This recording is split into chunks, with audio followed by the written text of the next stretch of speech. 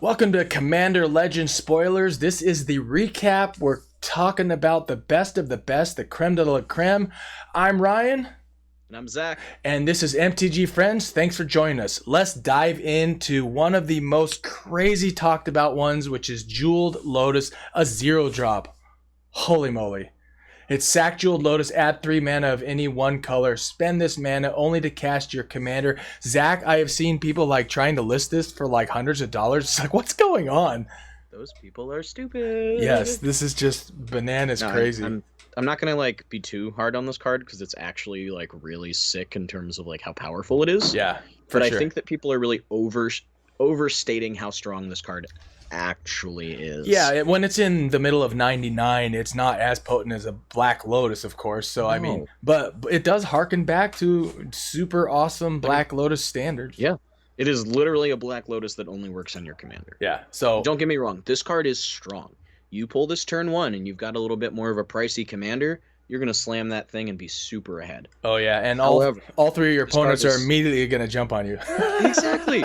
But this card is also super limited in that it only adds mana of one specific color. So decks with more than like 2 colored commanders in their casting cost are probably not going to want to run this as much as like 1 and 2 color commanders. Yeah, but if you're in mono, then this is for you. Oh, yeah, this card is a windmill slam in mono. This card is ridiculous in mono. Yep, absolutely. All right, moving on to the next one. Now, these next 2 are specifically commander precons, so expect precon deck teching from both Zach and I on these next 2. These next 2 cards, yeah, like we said, only in the precons. There are only 3 new cards in each of these precons, just like the Zendikar Rising ones. Mm-hmm. And here they are. Let's talk about it. Yep. AZ Tyrant of Gyre Strait. Did I say that right, Zach? Looks right to me. Okay. Legendary creature Serpent. You may play an additional land on each of your turns. When a land enters the battlefield under your control, you may draw a card. It is a 6-drop 5/5 Serpent. Yep. In green and blue. Yes, and I know you have an opinion about this card. Genuinely kind of excited to see a green and blue commander being printed that isn't just like draw 10,000 cards, gain 10,000 life. Here's a 10,000 power creature. But I am really let down by this dude because it feels really under-designed. And the reason for that is there's an existing card already that is 3 green-blue. She's a legendary merfolk, and she, whenever you play a land, you draw a card and gain a life. All right. So this feels like just such a minor fork that I'm not all that excited by it. I feel like the deck plays almost exactly the same, just with a different commander. See, I actually am very excited about this, but I wish it was a 5-drop and not a 6-drop. I'm with you there, but then it would have stepped on Tatiova because she is a 5-drop. Fair enough. All right, the next one is Wireless Soul of Steel. It's a colorless red-white 2/2 legendary human warrior trample. When Wireless Soul of Steel attacks, draw a card for each aura and equipment attached to it. This screams of Voltron to me. What do you think? Oh, yeah. This is straight up Voltron, draw your deck and slam every artifact and aura you possibly can. Yep. I'm actually psyched by this because this is the kind of Boros card advantage that it's needed for a while. Mm-hmm. Feels like this goes really, really well with the new Akiri that just got printed. Yeah. Well, and then there's that other new Zendikar Rising Boros card that also does some similar stuff. Of course, I can't remember what it is at the top of my head, so I'll just throw it up on... of the new Akiri, the one that you can pay a weight and detach? Yeah, that's what I was just saying. Oh, we've got the new Akiri just slots right into this, or vice versa. I think he's better in the command zone than she is, but I think they're both just really good. So I'll use my listening skills a little bit better on these next ones. I got you. All right, Commander Plate. It's a 1-drop artifact equipment. It is equipped creatures get +3/+3 and has protection from each color that's not in your commander's color identity. Equip commander for 3, and not so exciting, equip 5. I'm super stoked about this card. What about you? Oh, yeah, this card's amazing. This is what we needed out of a mythic rare equip. Yes, we did. 1-drop, so it's easy to get out. Equipping your commander only costs 3. That's really, really reasonable. And oh my god, +3/+3 protection everything you're not. Yeah. Wow. That's insane. Yeah, this screams also of mono. It's like if you're in mono color and your commander, you're going to drop this thing on its head. Oh my god, I think Very. this is so good. Yeah, agreed. All right, now, speaking of good, and maybe we should just pause for a second and just tell everybody, we both think that this set is super strong. We're very excited. I don't want to speak for you. What do you think? Yeah. Yes. Okay. Yeah. I'm really excited by this set. I think it's strong. I think it's powerful. And more importantly, I think it's interesting. Yes. Absolutely. There's a ton of commanders in this set that don't just immediately scream at you to build the deck this exact way. Mm-hmm. There's a lot of really open designs. Yes. And I think that just excites me as a brewer most of all. And a chroma vision of Ixidor is super jank, and I love it. It's 5 white, Yes. 6/6 legendary creature angel, flying, first strike, vigilance, trample. Worth saying the rest of this. Hold on to your seats. At the beginning of each combat until end of turn, each other creature you control gets +1/+1 if it has flying, +1/+1 if it has first strike, and so on for double strike, death touch, haste, hexproof, indestructible, lifelink, menace, protection, reach, trample, vigilance, and partner. Holy crap! And it's a partner. That is Be up to +14. This thing is a nuts card. I would totally do a busted segment on this, except that it costs 7. Yeah, I don't think this card's busted in any way, shape, or form. I just think it's really fun and janky. Oh yeah, I am absolutely exactly what like a mythic rare should be. It's silly, it's cool, it's explosive. Yeah, I'm gonna shoehorn this in something because this just screams the kind of deck I like to play. I mean, I'm putting this in Safari, let me tell you. Ah, yes. That makes absolute 100% sense. Yeah, this card is sick. And the fact it has partner is really flexible, too, because she's got a lot of good options to partner up with. Absolutely. So you could have a partner with a lot less onto the battlefield cost and then shove this out later. Imagine pairing this with Rogrock. Ooh, yeah, that'd be crazy. Talk about later. Yeah, we will. All right. Hull Breacher. It's a 3-drop in blue, 3/2 creature merfolk pirate with flash. If an opponent would draw a card except the first one they draw in each of their draw steps, instead you create a treasure token. This is absolutely busted. What do you think? Absolutely busted. It's like, of course it is. This is another one of those cards that turns off draws. It generates you mana. I know. It's like, what? And it's flash. Like somebody drops like a big, Blue Sun Zenith drops a Sphinx's Revelation, something like that. You just go, yeah. Hull Breacher? Yeah, nope. I'm gonna make 10,000 treasure and you get nothing. Yeah, this because it's a 3-drop with flash. It's just like there's some serious draw hate cards in this set, and we will be coming up to another one as well. So, busted card. We'll probably do a segment on this one. Sphinx of the Second Sun, 6 blue. Spend a 6/6 creature Sphinx flyer. At the beginning of your post-combat main phase, you get an additional beginning phase after this phase. Ooh, yeah. This is hilarious. This is hilarious. That's just bananas.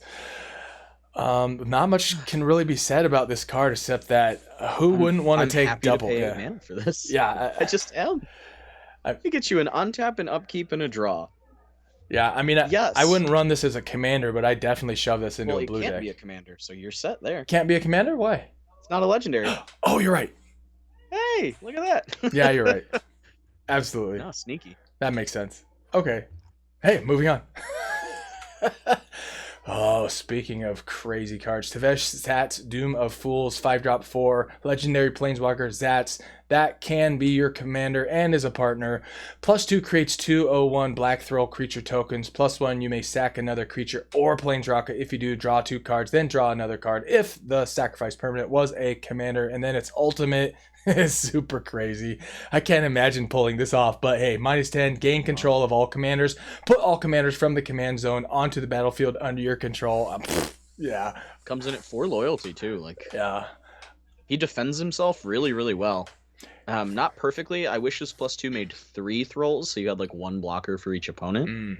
Oh, but yeah. I think as a 5-drop, you have plenty of time to set up to defend.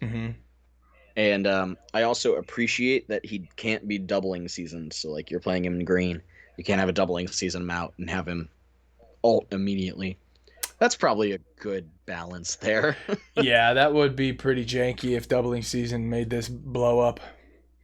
just instantly, play him, gain control of all commanders from everywhere. And like you said, this is a really nice card to see because of the backstory and the lore that he's sacking other commanders. So that's pretty cool. And if you, exactly, he's an evil guy, and he's one of the members of the 9 Titans. So it's cool to get a 4th member of the Titans here. Yep, absolutely. Just super cool card. Really excited to see him around. Yep.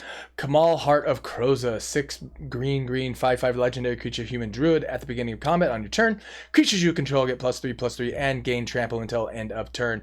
And then for 2 in green, until end of turn, target land you control becomes a 1/1 elemental creature with vigilance, indestructible, and haste. It's still a land, and its partner. Yeah.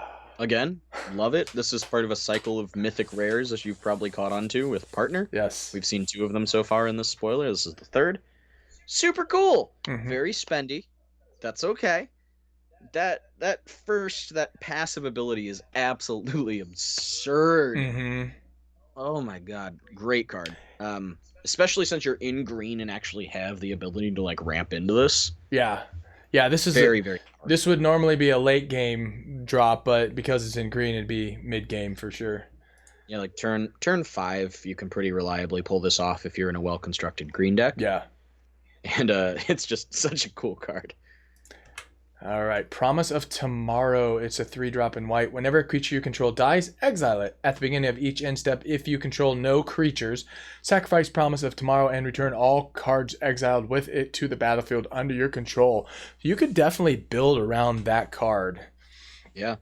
You don't even have to build around it, but there are ways to take massive advantage of this card if you do. Mm-hmm. Because there's something really, really important about that second ability on this card that allows this card to be low-key busted. So it says, it's a triggered ability, right? So right. Triggered ability activates, it goes onto the stack. You've got it sitting on the stack. Right. And it says, at the beginning of end step, if you control no creatures, sacrifice it and return all cards exiled with it to the battlefield under your control. It's not a sacrifice it, period, if you do, comma. Yeah, so you could flick it. Which would mean, yeah, exactly. You can flicker this. Mm-hmm. You can bounce it. If you have a way to get this back into your hand, bam! You now have Promise Tomorrow still in your hand. The triggered ability activates. You still get all your exiled dudes back, and now you can play it again and continue that loop. Jank, Jank, and Janko was my name. This is 30 mana. I think this card's actually like immensely strong. Yeah. Even without the shenanigans. The bouncing shenanigans, which is Jank. Mm-hmm. I think this card is genuinely excellent and is really good board wipe protection for white. It actually encourages you to run your own board wipes. And Death Can Win flavor text just kind of sums it all up. What's that? Or not win. Sorry, Death Can Wait. That Seb McKinnon art is just beautiful. Yes, it is.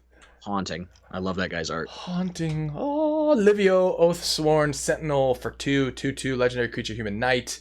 I like this. This could be a mono white build. Oh, I'd definitely partner this into another color, personally. Yeah. Oh, yeah, it does have partner. But, so I mean, whew. Speaking of board wipe protection.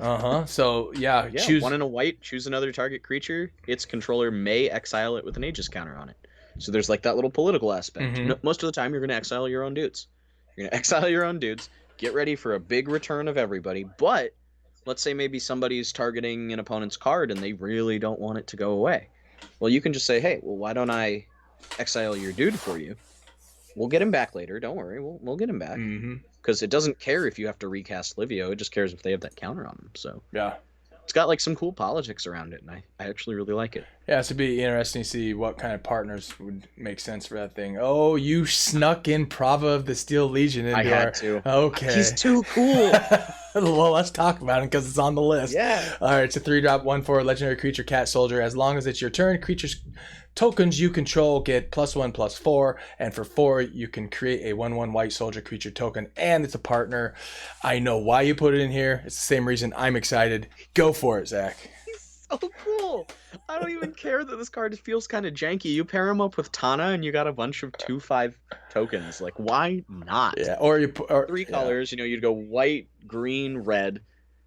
It's incredible. You just play pure token generation, and all your tokens are just the beef. And of course, as we said in our spoilers episode where this was in it, you can definitely put this into the Doran deck and have lots of fun with that. So good in Doran. You could even potentially put Doran into a deck with him at the helm with a partner. That is There's true. so many options. Actually, that is absolutely true. You could vice versa those.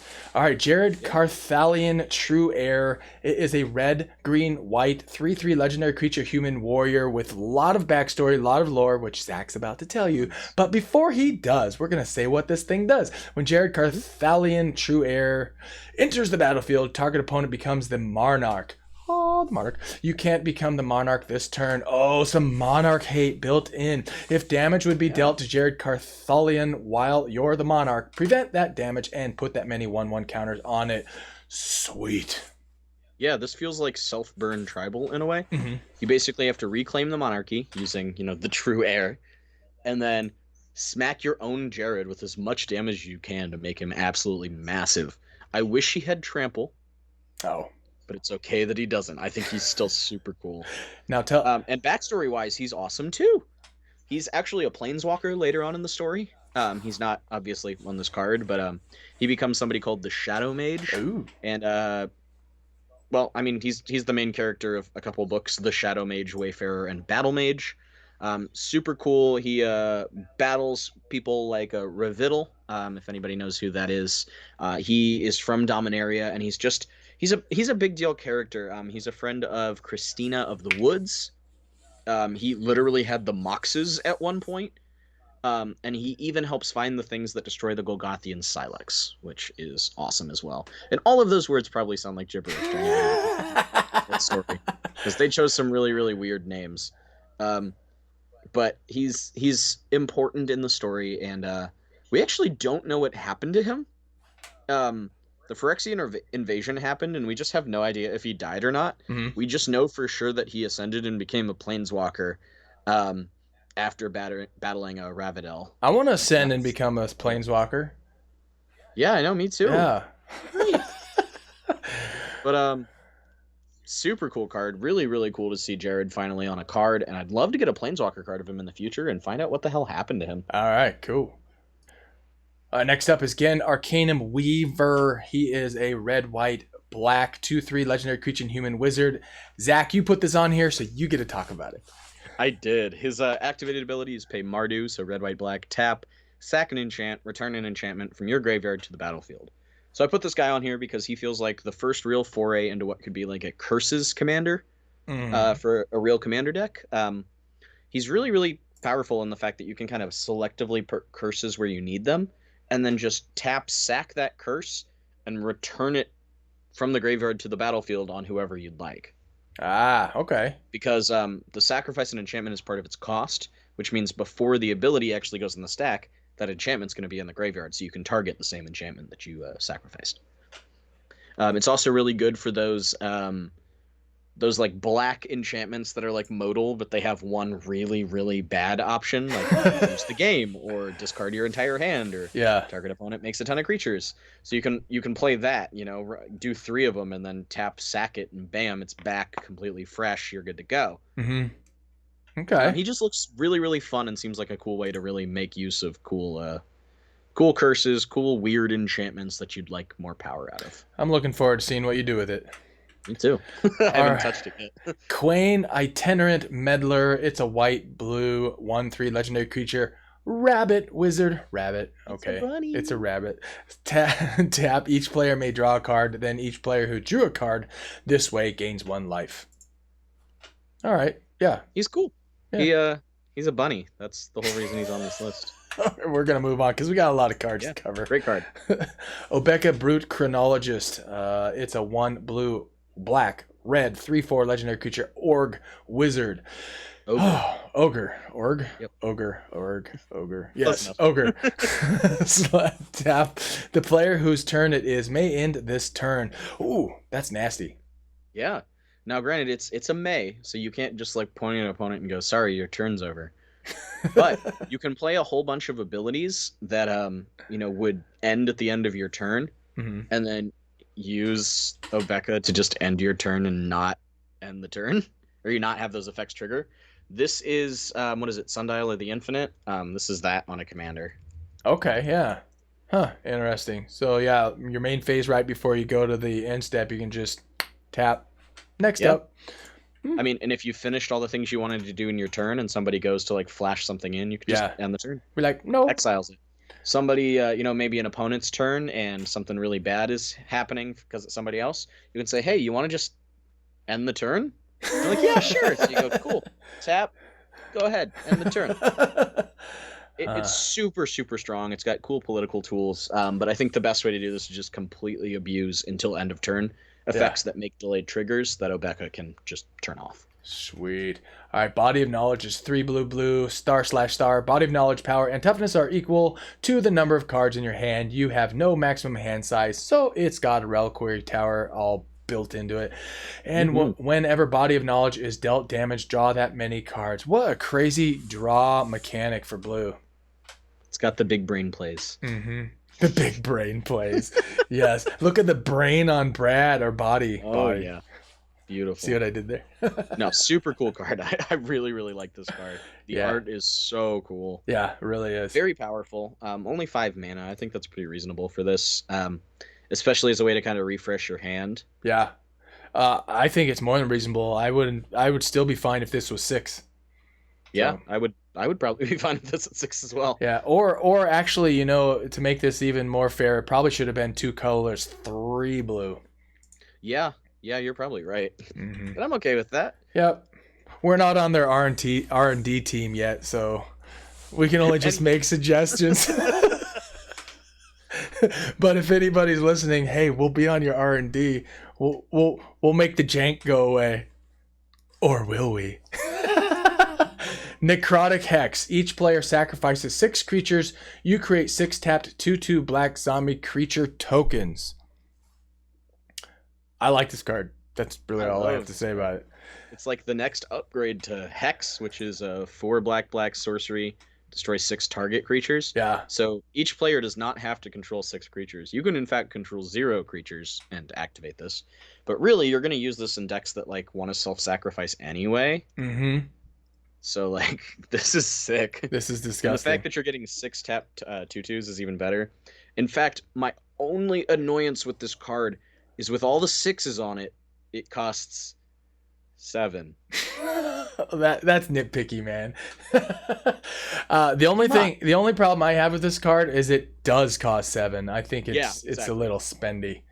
But I mean, you get a whole bunch of value out of it, even with those zombies coming in tapped. I still think it's pretty good. Yeah. Speaking of good, man, this is one of my favorites. Not my favorite, but it's one of mine. Rakshana. And it's 6 mana.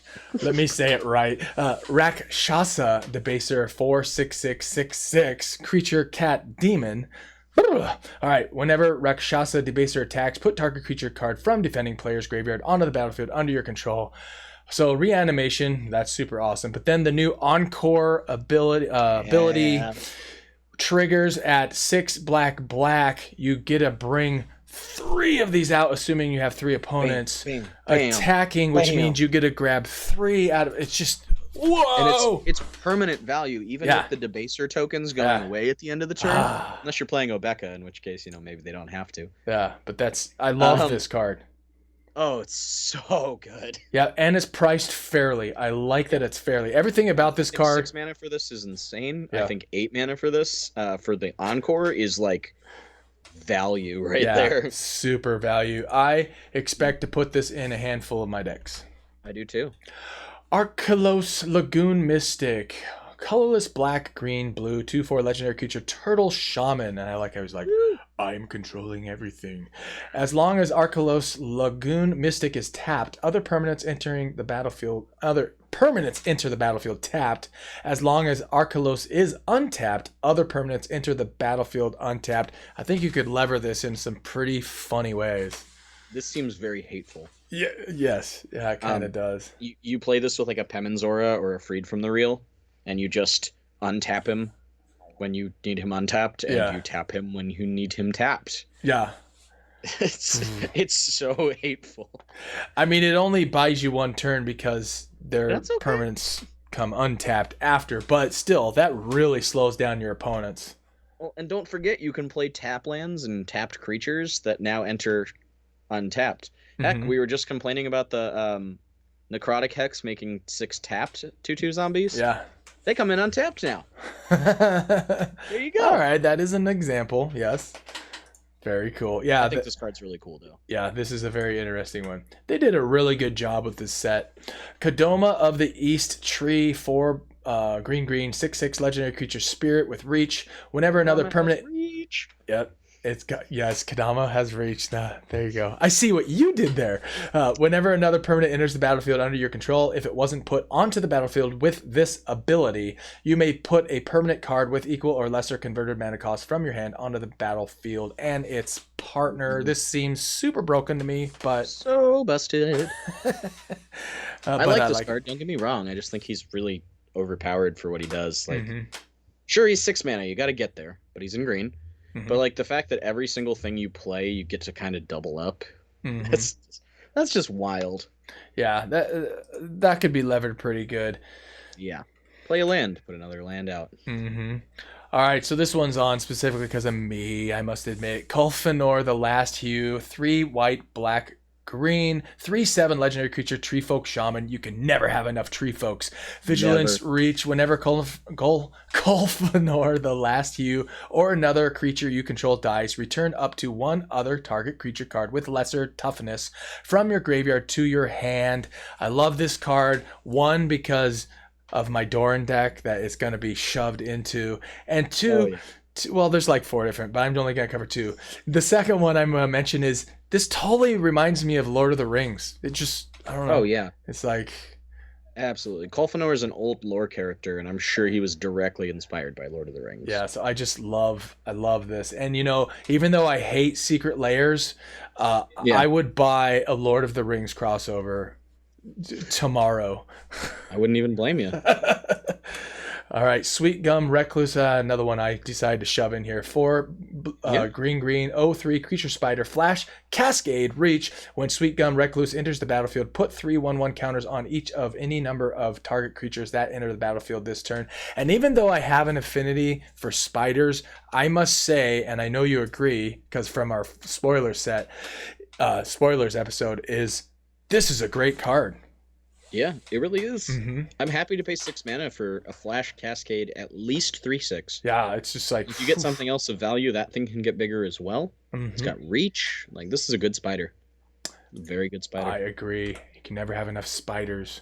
Nevinriel Uborg Tyrant. This was a complete surprise to both of us. 3 white, blue, black, 3/6 hexproofs from artifacts, creatures, and enchantments. When Nevinriel Uborg Tyrant enters the battlefield, create a tapped 2/2 black zombie creature token for each creature that died this turn. When Nevinriel dies, you may pay 1. When you do, destroy all artifacts, creatures, and enchantments. There is so much crap going on with this card. It's just overwhelming. I think the best way to play this is actually just as an instant sacrifice. Have a sacrifice outlet on the board. Play Nevinriel. Sacrifice him immediately with his enter the battlefield trigger on the stack. Pay 1, destroy all artifacts, creatures, and enchantments, and then make a whole bunch of tap 2/2 zombies. And sure, he's dead. He's gone, but like... You just got a whole bunch of zombies. Like, I feel like that's the best way to play this, but I think he's really, really cool. Yeah. He's spendy for what he does. Yeah, very spendy. I'm not like entirely sure how to build a deck around this, but could be just like a good like sacrifice deck where you then play him and make a whole bunch of zombies, and then he's just there to just be like, yo, you try to remove me and I'm going to ruin you. Yeah, it's kind of out of scope of this episode, spoilers recap, but it's like, because of Nevinriel's disc, I'm wondering if there was some kind of thought process to like add that towards this. And I mean, I know he's actually wearing the disc in the Oh, is he? There we go. Yeah. So, I mean, absolutely. That's why he has hexproof from artifacts, creatures, and enchantments. That's why when he dies, you pay 1 to destroy all artifacts, creatures, and enchantments. Like, he is his disc as a person. Yeah, it's you're digging deep into lore, and I'm glad you noticed that. I didn't even notice that. Very cool. All right, I'm gonna let you say this because I screw it up every single time. That's okay. Liesa, Shroud of Dusk. 2 white, black for a legendary angel. She is a 5/5 with flying and lifelink. And rather than pay 2 for each previous time you've cast this spell from the command zone this game, you pay 2 life that many times. Mm-hmm. And then lastly, whenever a player casts the spell, die, they lose 2 life. Mm-hmm. This is another one of those cards that I'm just like wildly excited about. I think she's immensely strong, super, super hateful. And the guarantee of casting 5 every single time you play her is actually like really, really powerful. Mm-hmm. And the fact that it's got lifelink. Oh yeah. Man, this thing. So, I mean, it's not like you're going to be low on life here. You're going to be pretty flush. It harkens back to the whole Kirik thing or Kirik feel. Yeah. Thank goodness it doesn't have same deal. I think Kirik actually fits really, really well into a Liesa deck. Yeah. They play well together. They play very well. And the fact that it's just whenever a player casts a spell, like bam, 2 life, 2 life, 2 life, 2 life, 2 life. So I feel like the best way to play this deck is a lot of activated abilities to make use of your mana, and then just good life gain and life payoffs. Yeah, and it's priced pretty good. Yeah. All right, your lock of Scorched Thrasher, 1 black, red, green, 4/4 legendary creature, Vishino Shaman. I said that right. Vishino. There we go. All right, Vigilance. A player losing unspent mana causes that player to lose. Let me start that again. A player losing unspent mana causes that player to lose that much life. 1 tap. Each player adds black, red, green. And you're super excited about this. I'm so about this. Yeah. Go ahead. There are so many ways to just immediately win the game with this card. As long as you've got some kind of way to untap your lock. I mean, you're netting mana every single time. I think this card's nuts. So essentially, you wait until a turn where you know nobody has a mana outlet, and you just add all that mana, untap, add all that mana, untap, add all that mana, untap, etc., etc. And as long as you personally can spend all of that mana, you've pretty much won the game. And I believe that there is an equipment that you can pay 2 and untap your creature. And then add a mana of any color. It's from Lorwyn. I'm blanking on the name of it right now. I'll flash it on the screen. We'll find it. But whew, what a cool card. I just love that this card is literally just it's mana burn. Mana burns back. Wicked. All right, Blim Comedic Genius, 2 black, red, 4/3 legendary creature, imp flying. Whenever Blim Comedic Genius deals combat damage to a player, that player gains control of target permanent you control. Then each player loses life and discards cards equal to the number of permanents they control but don't own. Yeah. There's some serious shenanigans with this one. So you got to have really bad stuff to hand other people. Yeah, this is a really interesting fork of Zedru. It's actually kind of reverse Zedru. Zedru is in the 3 colors that Blim is not, I believe. Right? Zedru is... Let me see. Zedru is... Yeah, red, blue, and white. So Zedru is the other 3 colors that Blim is not. Zedru draws you cards and gains you life, where X is the number of permanents you own that opponents control, while he makes that player lose life and discard cards equal to the number of permanents they control but don't own. So he's literally like reverse Zedru, and I think that's super fun and cool. Yeah, hand off stuff that makes them lose the game. Exactly. No, seriously, you use those like black enchantments that say you lose the game when it comes to choices, so like... Yes. Yeah. And in honor of Quark, I'm going Thumbless for this one. Quark the Thumbless. It's a 2-drop, 2/2 legendary creature, goblin wizard.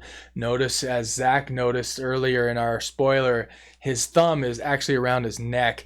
Whenever you cast an instant or sorcery spell, flip a coin. If you lose the flip, return that spell to its owner's hand. If you win the flip, copy that spell, and you may choose new targets for the copy and its partner. Double or nothing. Super cool card. Like I mentioned, I think this card is best with Cascade and Storm cards. Just because you want to get value no matter what. So you want to rig the odds in your favor, is what I'm saying. May the odds be forever in your favor. You were going to say something. Go ahead. Yeah, I think this card's super cool. Really powerful. Partners well into a number of other strategies and colors. I'm excited to build this guy. I think he's really fun. Very good. Sengir the Dark. Eager to see what you can do. Me? Yep. Okay. I'll do something. Either of us. Both of us. Okay, moving on. Sengir the Dark Baron, 4 black, 4/4 legendary creature, vampire, noble, flying. Whenever another creature dies, put 2/1/1 counters on Sengir the Dark Baron. Whenever another player loses the game, you gain life equal to that player's life total as the turn begins, and its partner. And we did a deep dive in a previous episode where we explain all sorts of stuff and lore with this, but I think watch that episode. Yeah, watch that episode. So very cool card. Yep. We both like it. Love all the callbacks. Love they got the original artist back. Love that it's 2 +1/+1 counters in reference to the original Sengir's +2/+2 counters. Yeah. Very strong, very cool effects. Moving on. So he just told you everything, so you don't have to go back. You should definitely watch it. We go way more in depth than that. Like, yes. Bleh, I just did. Yes. Oh God. Okay. Now the card of all cards. Opposition Agent, 3-drop, 3/2 creature, human rogue with flash. You control your opponents while they're searching their libraries. While an opponent is searching their library, they exile each card they find. You may play those cards for as long as they remain exiled, and you may spend mana as though it were mana of any color to cast them. So between this one and Hull Breacher, did I say that right? No, Hull. Yep. Yeah, between those two cards, I think those are the two jankiest cards in this entire set. I'm almost speechless at how crazy this card is. Like we said in our busted cards and all of that goodness, I think this card would have been already strong if you didn't even have the final ability on this thing on it. Yeah. Oh. The fact that it does just makes it absurd. Oh, it is absurd. It is truly. And I think this is the best card in the set. Yeah. Hands down. And I'm gonna pick up as many of these as I can. Me too. Jessica Thrice Reborn. It's a 3-drop, a legendary planeswalker, Jessica, and it does all sorts of cool things. Why don't you say it, because you actually deck tech this out, which will be a episode coming out very shortly. Go, very Zach. soon. Yeah. Jessica Thrice Reborn. She is 2 and a red for a legendary planeswalker, Jessica. She has 0 starting loyalty. What? Well, she enters the battlefield with a loyalty counter on her for each time you've cast a commander from the command zone this game. Mm-hmm. Her 0 is choose target creature. Till your next turn, if that creature would deal combat damage to one of your opponents, deals triple that damage to that player instead. And a -X, she deals X damage each of up to 3 targets. She can be your commander, and she's a partner. So who'd you partner her up with? I have partnered her up with Dargo. Oh, okay. Shipwreck. Oh, which we'll get to in a moment. Yeah, it's a mono red deck. It essentially can win on turn 2 or 3. It's really strong. Cool. Oh, do you have anything else to say? You'll see a cEDH level deck tech for her and Dargo very, very soon. I'm finalizing the deck list, and we'll be recording it very soon. And in case somebody doesn't know what cEDH means, it just means competitive. Zach and I are actually going to do another episode comparing cEDH to regular play, and that'll come in the future. All right, moving on. Keeper of the Accord, 4-drop, 3/4 creature, human soldier. At the beginning of each opponent's end step, if that player controls more creatures than you, create a 1/1 white soldier creature token. At the beginning of each opponent's end step, if that player controls more lands than you may search your library for a basic plains card, put it onto the battlefield tapped, then shuffle your library. This is a great white catch up to everybody else card. I just hit my microphone. Go ahead. That's okay. I think this card's sick. I think it's strong. Love it. Yeah, love it. Really, like Ryan said, amazing catch-up mechanic. Yes. Sakashima of 1,000 Faces, which immediately makes me go think of that song. 'Cause the night has 1,000 faces. Sorry. Moving on. You may have Sakashima of 1,000 Faces enter the battlefield as a copy of another creature you control, except it has Sakashima of 1,000 faces, not eyes, other abilities. The legend rule doesn't apply to permanents you control, and it's a partner. You know, at first, when I first spoiled this card, because you were doing something else and I said car and I meant to say card, this harkens back to when there were a few cards that would say the legendary rule doesn't apply back in 10, I think it's 12. I think it's just Mirror Gallery, actually. Is it? Okay. Yeah, because there's one other card that technically says it, but it's only for that card in particular. Yeah, and I just was really surprised to see that text on a card. Yeah, me too. Mm-hmm. I love this card, though. This is another version of Sakashima the Imposter, which has a similar effect in that when it comes in, it copies something and can stop that thing from being legendary and dying as well. Mm-hmm. But this one's a partner. The fact it works for all of your legends mean you just play this as like clone tribal and copy all of your cool legendary dudes. Yeah. because now your legend rule doesn't apply anymore. Super, super powerful, super, super cool. And it has partner, which lets you pair it up with anything you want. And this is the final in that cycle of mythic legendary creatures or planeswalkers. Yeah, and if you're gonna be playing games with that legendary rule, you better keep this thing alive on the battlefield, or else you're gonna implode your whole board. Yep, you're gonna want something to copy that gives this like hexproof or shroud. Yeah. Or something. All right, Court of Cunning. There are 4 courts. Five courts. That's right. So one for each. We put this one on here, but we're actually going to talk about all 5 of the courts super quick. These are new enchantments that when they enter, you become the monarch, and they give you an effect on your upkeep. And then if you're the monarch, it gives you a much bigger version of that effect. Yeah, and this one's pretty crazy for blue. At the beginning of your upkeep, any number of target players each mill 2 cards. If you're the monarch, which you would be when you drop this down, each of those players mills 10 cards instead. That's pretty crazy. Yeah, and this card is actually tied with the cheapest way to become the monarch in terms of like mana cost. There's one other card in this set that's also blue that lets you become the monarch at 3. Look at you with all that factoid knowledge. Yeah. But the other colors, red lets you deal damage to players, and it deals more if you're the monarch. I think it's 3 and 7 respectively. White makes 1/1s, but then if you're the monarch, it makes 4/4 angels. Black gives the opponents a choice of discarding or losing life, and that effect is just bigger when you're the monarch. And then green lets you put out a land on your upkeep, or a land or creature if you're the monarch.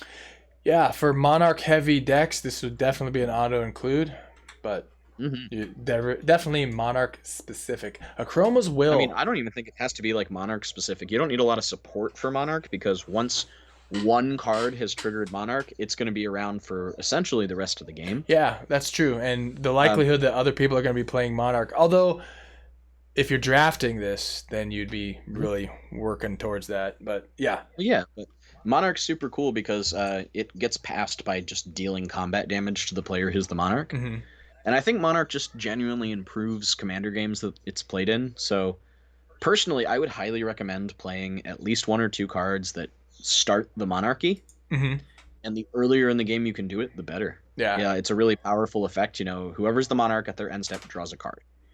That's great. It's good card advantage for any color. Really awesome card. Really, really awesome card. All right, a Chroma's Will, 4-drop. Choose one. If you... Oh, and the wills, there's 5 of these as well. Choose one. If you control a commander as you cast this spell, you may choose both. Creatures you control gain flying, vigilance, and double strike until end of turn. Creatures you control gain lifelink, indestructible, and protection from all colors until end of turn. Immediately makes me think of Teferi's Protection, but not exactly. Yeah, I think it's a much worse Teferi's Protection, but I like the modality of this, and I like the fact that you can get all of those effects. Yeah, pretty cool.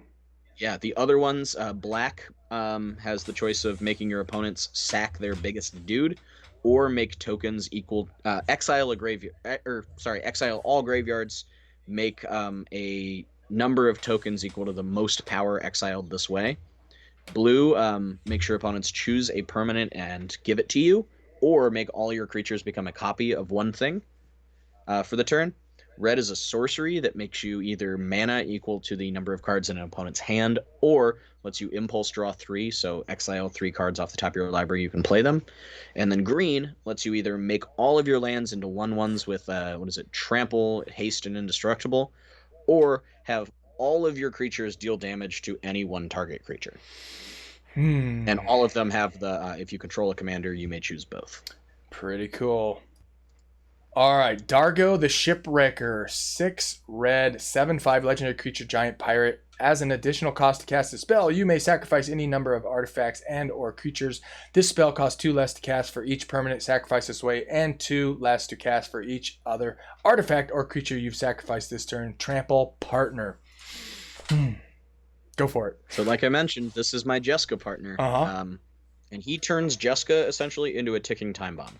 Sweet. Jeska's -X says you can remove any number of counters from her and deal X damage to up to 3 targets. So what you do is you take Dargo. You have a Phyrexian Altar on your board, but you can, sack a creature and make a red. You just need to sack either 2 treasures or three creatures or artifacts. Play Dargo. sacrifice him to the Phyrexian altar. You now have enough mana to play him again because he counts his own sacrifice as reducing his cost by 2, and then you make the 1 from Phyrexian altar. And then you recast him and do it again and again and again and again and again and again and again until Jeska is now cheap enough to -X and nuke everyone. And from that point on in the game, whether you can get her out now or not, your opponents must stop you from playing Jeska or you win the game. Because she has loyalty counters equal to the number of times you've cast your commander from the command zone, and you just cast Dargo about 10,000 times. So you may never get to cast Dargo again, but you can absolutely cast Jeska as many times as you can, and then just -X and nuke out all 3 opponents. Okay. What's especially spicy, too, is even if you can't Dargo loop at that point in the game, you can play him on, like, turn 1 or 2, as long as you've got a red mana out and enough dudes to sacrifice, and then play Jeska the next turn, and use her 0, and, oh, what's 3 times 7? Oh, that's 21. How many points of commander damage do you need to deal to somebody to kill them? 21. So you can just turn 2, turn 3, point at somebody and just go, you're out. Bye. Leave. That's just mean, man. It's mean, but it's so strong because people are not expecting a 7/5 trampler on turn 1 or 2. No. So you'll see in this deck how this thing works, but needless to say, it is absolutely nuts and one of the most blisteringly fast decks I've ever constructed. Cool. Right on. All right, Kiskit the Flesh Sculptor. It's a 3-drop 1/3 legendary creature, human artificer. Tap, sacrifice 3 other artifacts and or creatures. Look at the top 3 cards of your library. Put 2 of them into your hand and the other into your graveyard and its partner. I just thought this had some serious jank and with artifacts, so worth mentioning. I like this guy a lot. He's the first in a number of uncommon commanders we're going to talk about real quick. But I think he's super cool. I don't think he's technically the second Dargo's here, but Dargo was there not because he was uncommon, but because he was super broken good and crazy. Yeah. I just think Keskit's really cool. Yeah. I think there are certain decks that want to sacrifice artifacts, and I think he works very well. Absolutely. All right. These next 2 are kind of paired together. Helena Kissick Ranger and Elena Kissick Trapper. So these 2 reach whenever another creature enters the battlefield under your control. You may pay 2. When you do, that creature deals damage equal to its power to target creature and its partner. And then the Kissick Trapper is first strike, tap, add an amount of red equal to the greatest power among creatures you control that enter the battlefield this turn and partner. And like we said in our... they're 3/4 and 4/3 respectively, too. And like we said in our previous episode, these 2 go really well together and they feed off of each other. They really do. Super cool. I mean, you want to play these together. Yeah, these are great. There are other options, but I think these 2 they feel like partners with kind of cards. They're really, really good. Absolutely. All right. Rograth, son of Rogach. It's a 0-drop 0/1 legendary creature, Cabald Warrior. First strike, menace, trample, partner, screaming for Voltron or other shenanigans, man. Oh yeah. Jeez. This both Zach and I just were flabbergasted in Florida at the fact that this costs nothing. Costs nothing. I mean, really? Nothing? So, yeah. I think we're going to see some serious, interesting stuff happening with this thing. I do, too. Screaming for Voltron, screaming for a commander that boosts him. And there are other uncommons in this set that, like, strengthen your dudes. Yeah. So I think Rograth has a lot of potential. And that art is just beautiful. Yeah, it is. Feels straight out of a comic book. Yeah, it's very cool. Tormod the Desecrator. It's a 4-drop 4/2 legendary creature zombie wizard. Whenever 1 or more cards leaves your graveyard, create a tapped 2/2 black zombie creature token, and it's a partner.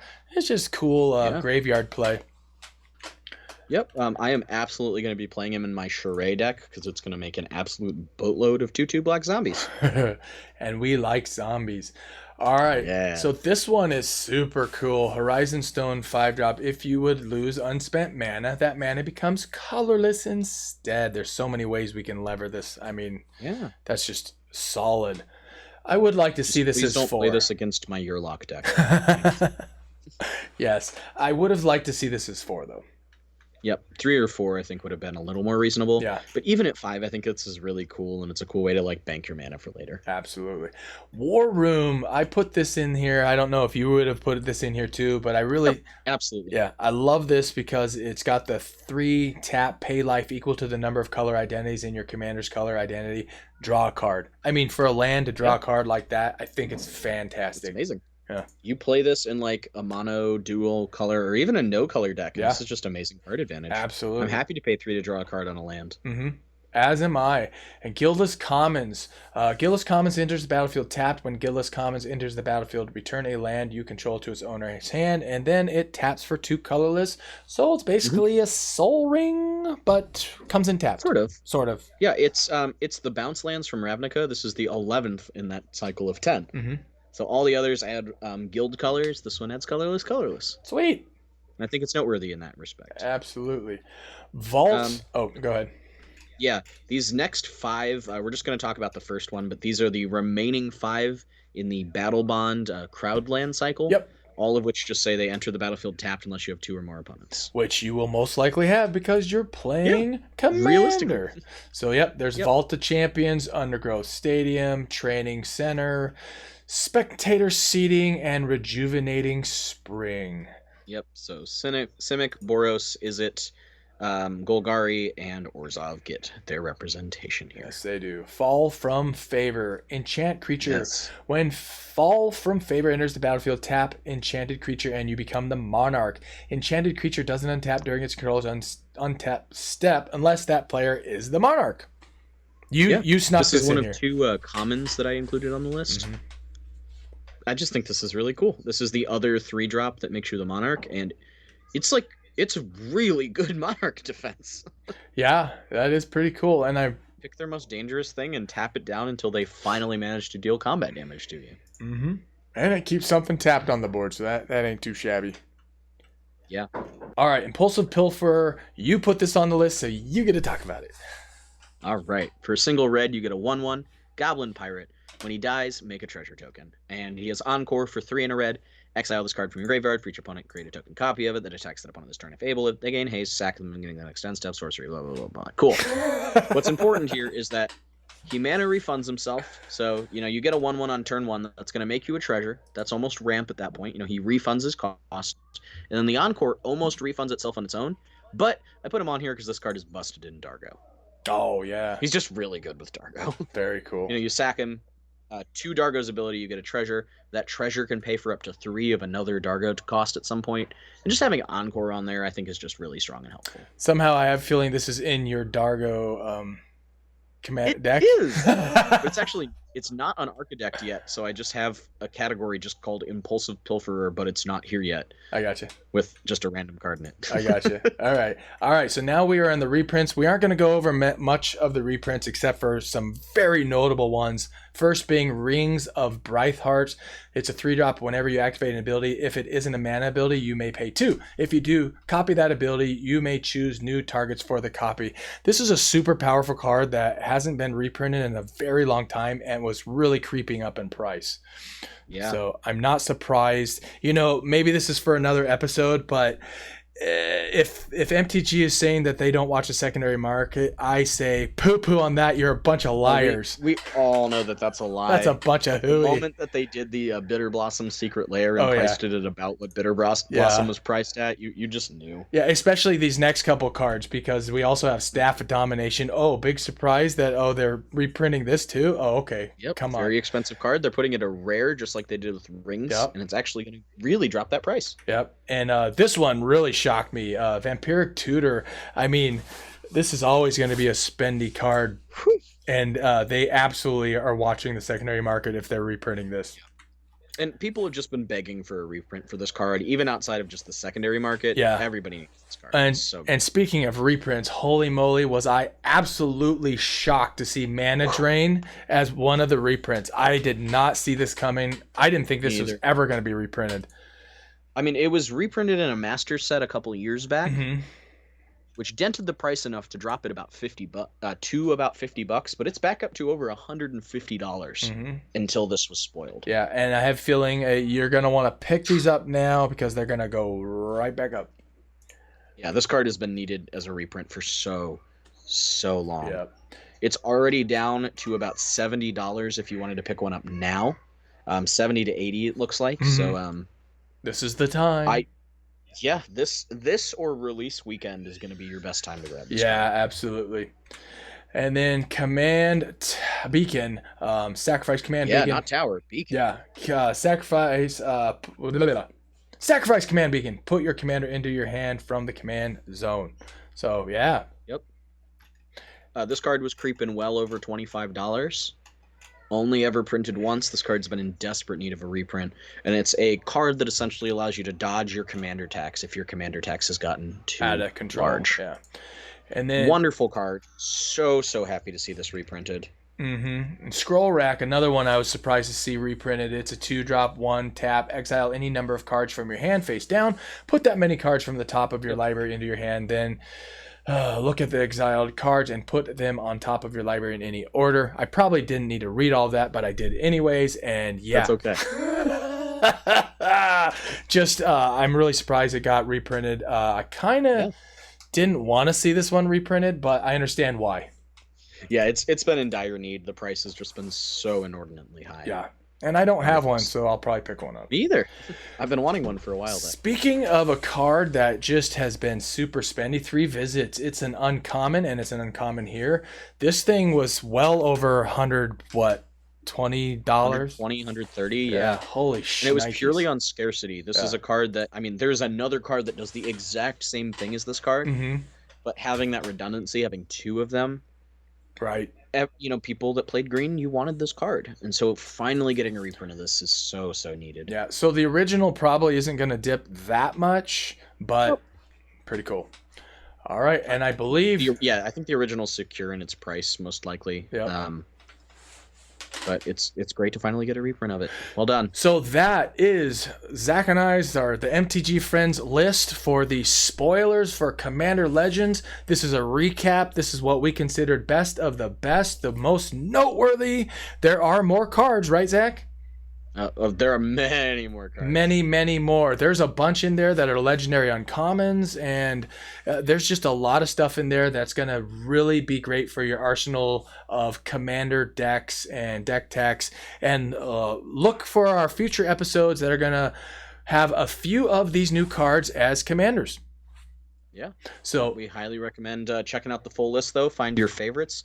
Let us know what cards you love in the comments. Yes. We'd love to hear it. And if you actually stay until the end here, put a comment in there because we're going to give you lots and lots of praise. And if you're new to the channel, hit the like, hit subscribe, hit the alert. You don't want to miss any of our episodes, right? Yeah. All right. Thanks for tuning in. Check us out in the next episode.